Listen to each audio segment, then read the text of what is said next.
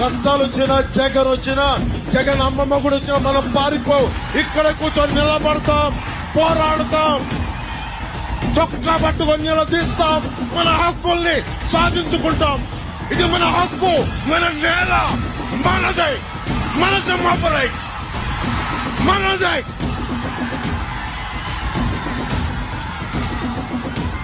సముద్రం ఒకరి కాళ్ళ దగ్గర కూర్చొని మరగదు, తుఫాను గొంతు చిత్తం మరడం ఎరగదు, పర్వతం ఎవడికి వంగి సలాం చెయ్యదు.